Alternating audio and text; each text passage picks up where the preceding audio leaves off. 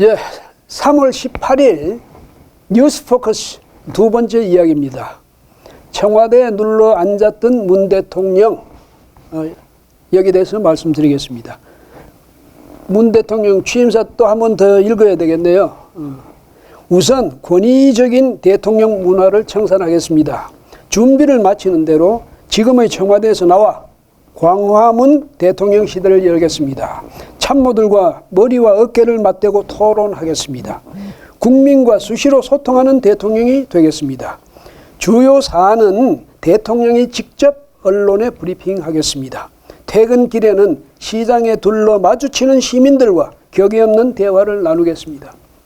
때로는 광화문 광장에서 대토론회를 열겠습니다. 얼마나 멋집니까? 정말 아름다운 광경이겠죠? 여러분 이런 광경 한 번도 보신 적 있습니까? 한 번이라도? 저는 본 적 없습니다. 본 적이 없을 뿐 아니라 들은 적도 없습니다. 우리나라 언론기관은 얼마나 많습니까? 그 어느 언론도 이런 일이 있었다고 보도한 적이 없거든요. 말은 그럴듯하게 잘했어요. 누가 이렇게 문장을 잘 만들어줬는지 모르겠어요. 대통령이 그렇게 문학적인 소질이 있어서 그런지 모르겠는데 말을 이렇게 매끈하게 해놓고 안 지키면요, 예? 국민들한테 더 원성이 높아집니다. 국민들의 원성이. 말하는 재주만큼은 안 되더라도 그 반이라도 실천하는 재주라도 가졌으면 얼마나 좋았겠습니까? 뭐 지금 와가지고 문 대통령 광화문 시대 열었느니 못 열었느니 이제 따져보면 뭐 하겠습니까? 이미 지나버렸는데. 예? 이분 한 달 22일 이후면 나갈 뿐인데.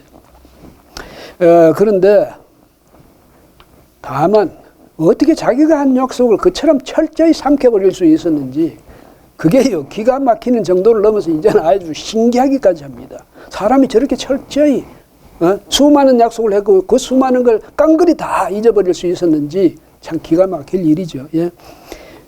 뭐 이런 말도 있어요. 제가 괜히 하는 말이 아니에요. 약속을 지키는 솔직한 대통령이 되겠습니다. 누가 한 말입니까? 문 대통령이 한 말이에요. 제가 한 말이 아니고. 선거 과정에서 제가 했던 약속들을 꼼꼼히 챙기겠습니다. 대통령부터 신뢰받는 정치를 솔선수범해야 진정한 정치 발전이 가능할 것입니다. 불가능한 일을 하겠다고 큰소리 치지 않겠습니다. 잘못한 일은 잘못했다고 말씀드리겠습니다. 거짓으로 불리한 여론을 덮지 않겠습니다. 참 그럴듯하죠. 예? 정말 알기는 정말 잘 알아요. 예? 그런데 이 중에 뭐 하나 지킨 적이 있습니까? 예? 당장 이 K방역부터 앞에서도 말씀드렸지만 사과 안 하잖아요. 뭐 건성으로 하는 거 듣기는 들은 기억이 있는 것 같은데 진솔하게 국민들이 정말 납득하도록 사과하는 모습은 본 적이 없습니다. 이거 말하자면 말이죠.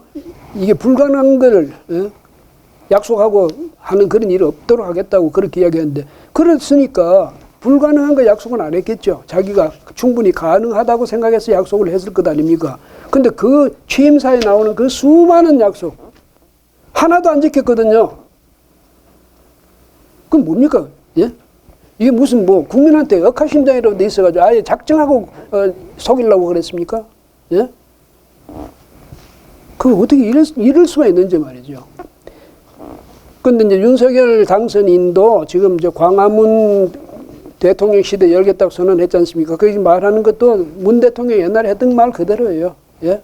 소통. 그러니까 이 자기들 측근들과 소통을 잘하고 참모들과 소통을 원활하게 하고 말이죠. 항상 비서들과 같이 일을 하고, 예?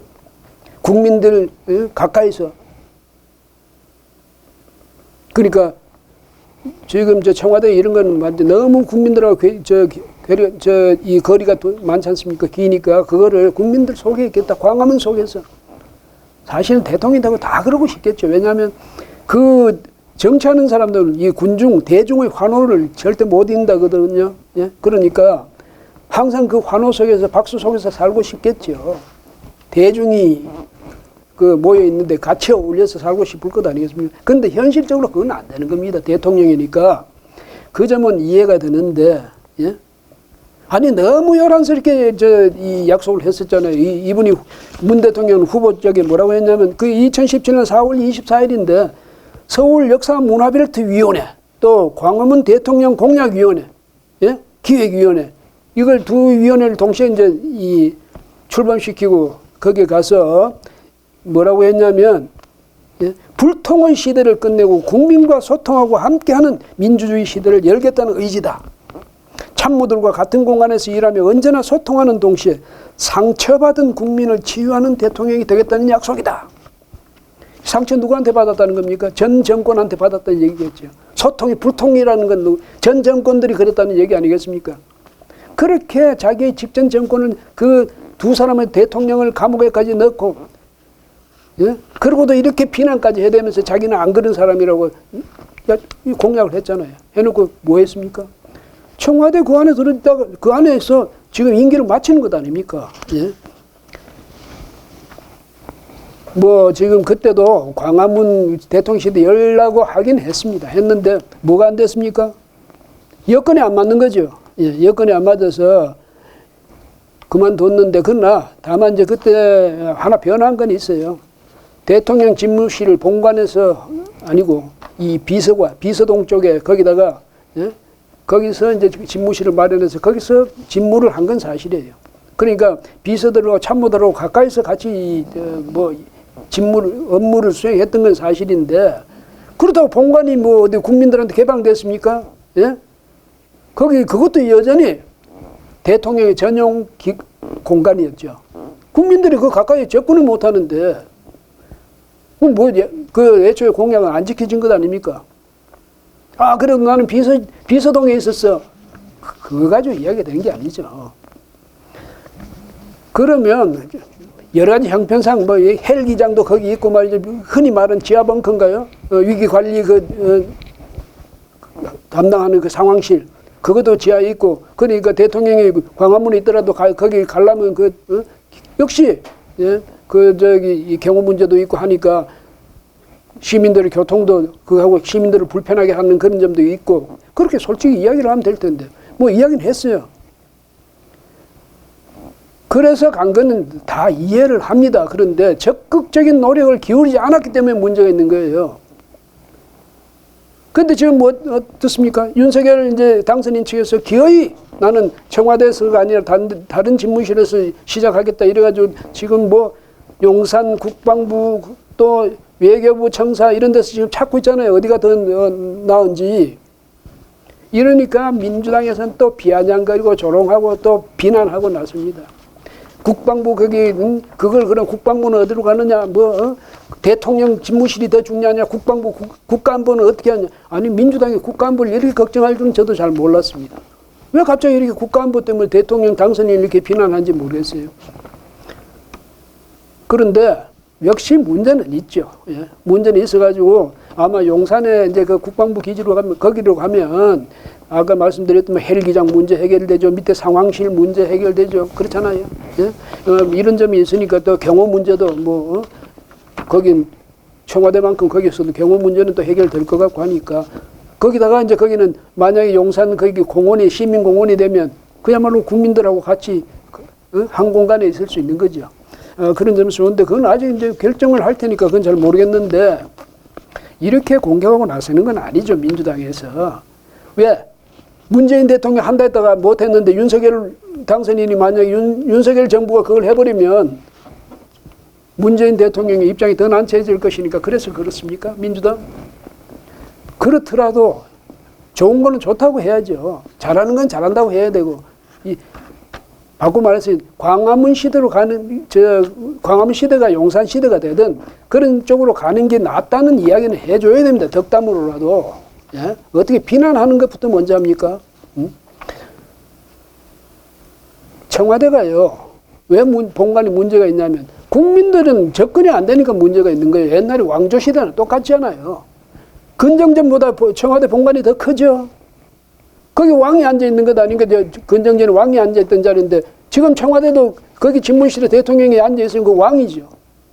역대 대통령들이 그랬잖아요. 일단 들어가면 그다음부터 왕 노릇하지. 제왕적 대통령. 거기서 좀 벗어나자 이렇게 애를 쓰면 잘한다고 같이 힘을 보태야 될 것 아니겠습니까? 문 대통령은 그걸 못했는데 그래도 윤 대통령은 그걸 이루기 바란다. 이런 덕담이라도 해야 되는 거고. 그런데 이렇게 되니까 그냥 비난하는 정도도 아니고 특히 청와대 타견민 의전 비서관 예? 이죽거리면서 나섰습니다. 이죽거리고 있어요. 뭐라고 하냐면 이제 여기 안 쓸 거면 우리가 그냥 쓰면 안 되나? 자기 이제 페이스북에다 어제 올린 건데 좋은 사람들과 모여서 잘 관리할 테니까 우리가 쓰도록 해달라 이런 식이에요. 이미 설치, 운영, 보강되어 온 수백억 원 각종 시설 아깝다. 해방 이후 지금까지 있었던 수많은 역사들 그리고 각종 국빈 행사의 격조는 또 어쩌지? 뭐 이렇게. 청와대가 그렇게 좋은 곳이었다면 왜 문 대통령 기어이 거기서 나오겠다고 제가 볼 때는 정치 쇼였어요. 왜 그런 쇼를 했습니까? 예? 그냥 쓰면 안 되냐고. 이거는 차기 대통령부 이죽거리는 이런 걸 청와대 비서란 사람이 이루고 있어요. 그 다음에 그 수많은 수백억 원 가는 각종 시설 이런 건 그때는 소중한 줄을 몰랐다 지금 갑자기 소중해지는 겁니까? 예? 왜 그럼 그 좋은 자리에서 문 대통령이 그렇게 떠나겠다고 온 동네방네 소문내고 자랑하고 과시하고 그랬습니까? 또 이런 말도 합니다. 청와대가 사람들의 관심과 가보고 싶은 공간인 이유는 거기 대통령이 있기 때문이다. 대통령이 없으면 누가 가겠냐. 전에 보니까 저도를 반환했을 때 처음에는 관심이 있었지만 나중에 가는 사람들 없대? 이런 식이에요. 타견민 씨가 하는 말이에요. 그럼 경복궁에 갈 때는 그 왕이 있어서 갑니까?